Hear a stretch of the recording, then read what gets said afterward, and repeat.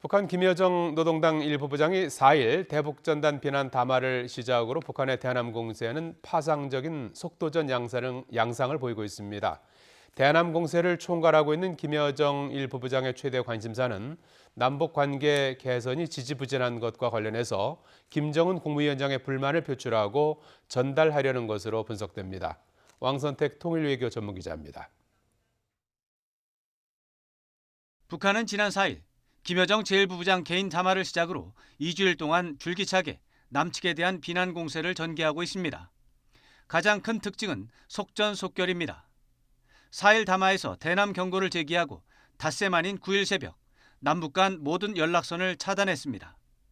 13일 김여정 제1부부장이 두 번째 담화에서 북한군 총참모부에 다음 단계 행동을 위임했다고 발표하고 사흘 만에 공동연락사무소 건물을 폭파했습니다.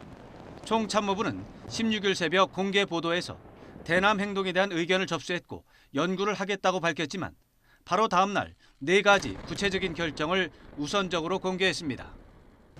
북한의 공세에서 또 다른 특징은 상황에 따라 파상적이고 동시다발적인 조치를 진행하는 것입니다. 연락사무소 폭파 이후 남측에서 강력한 유감을 표명하자 바로 다음 날 새벽 3건의 주요 담화 발표로 맞대응했습니다. 북한은 또 대남 공세를 전개하는 과정에서 북한 주민들을 동원하는 등 국가 차원의 운동으로 확대하는 특성을 보이고 있습니다. 그러나 북한의 공세는 남한에만 집중하고 미국과의 관계에 대해서는 영향을 미치지 않도록 상황을 관리하는 모습도 보여주고 있습니다. 지난 12일 리선권 외무상 담화는 미국에 대해 비판하는 내용을 담았지만 미국의 즉각적인 반응을 촉발하고 자극하는 표현은 사용하지 않았습니다. 결국 북한의 대남 공세 전략에서 가장 큰 지침은 문재인 대통령에 대한 김정은 위원장의 불만을 최대한 표출해서 심리적인 충격을 안겨주는 것으로 분석됩니다.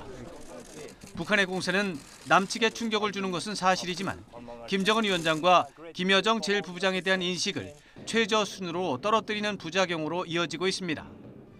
장기적으로 북한 주민 사이에도 김정은 위원장이 남북 관계를 노련하게 주도하지 못하고 감정적인 분풀이에 집중한다는 인식을 줄 것으로 보여 이득보다는 손실이 클 것으로 보입니다. YTN 왕선택입니다.